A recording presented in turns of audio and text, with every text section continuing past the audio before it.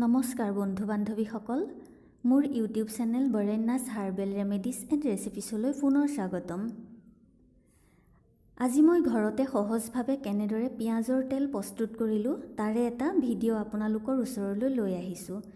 ভিডিঅ'টো আপোনালোকে শেষলৈকে চাব আৰু ভাল লাগিলে লাইক, শ্বেয়াৰ, ছাবস্ক্ৰাইব আৰু ওচৰতে থকা বেল আইকনটো টিপি দিব। মই পিঁয়াজৰ তেল প্ৰস্তুত কৰিবলৈ 2টা পিঁয়াজ, নাৰিকল তেল আৰু আলমণ্ড অইল ব্যৱহাৰ কৰিছোঁ।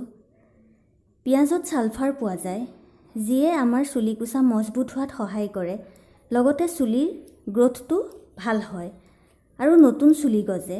চুলি সৰাৰ সমস্যাও দূৰ হয়।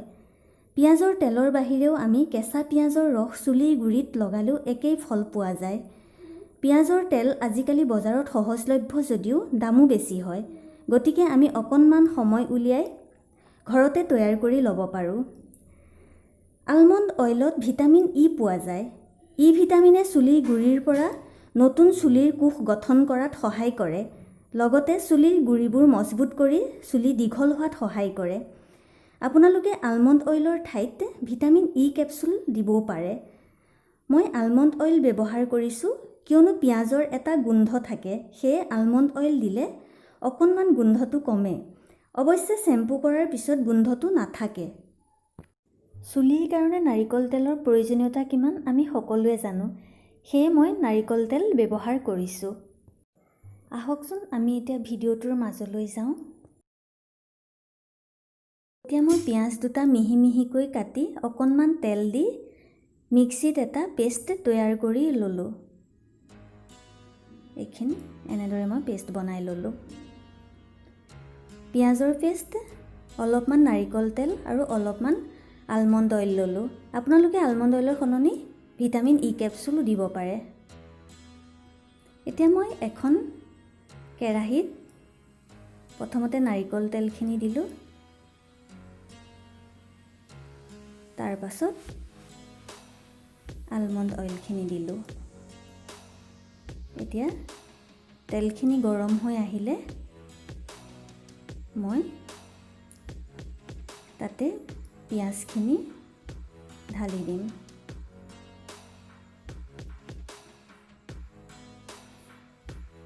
এনেদৰে মই পিঁয়াজখিনি দি দিছোঁ।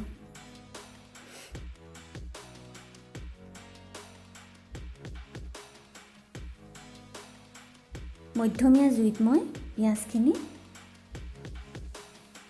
10 পৰা 15 মিনিট সময় ভাজি থাকিম।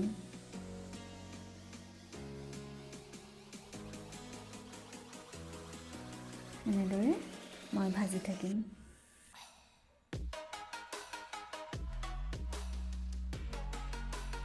মাজে মাজে লৰাই দিম।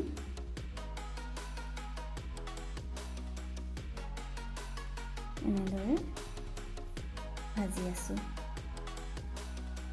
এতিয়া অলপমান ৰঙচুৱা হৈ আহিছে।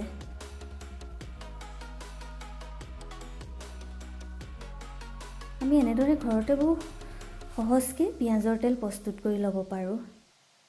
এতিয়া ৰঙচুৱা হৈ অহাত মই গেছটো অফ কৰি থ'লোঁ আৰু ঠাণ্ডা হোৱাৰ পিছত এনেদৰে চেকি দিম।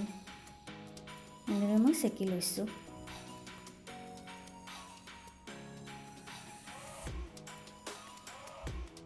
আকৌ এবাৰ মই এখন কটন কাপোৰত আকৌ চেকি ল'ম, কিয়নো তাত অকণমান গেট থাকি গৈছে। সেইখিনি কটন কাপোৰখনত এনেদৰে চেকি দিলে গেটখিনি ৰৈ যায়। এনেদৰে মই চেকি লৈছোঁ।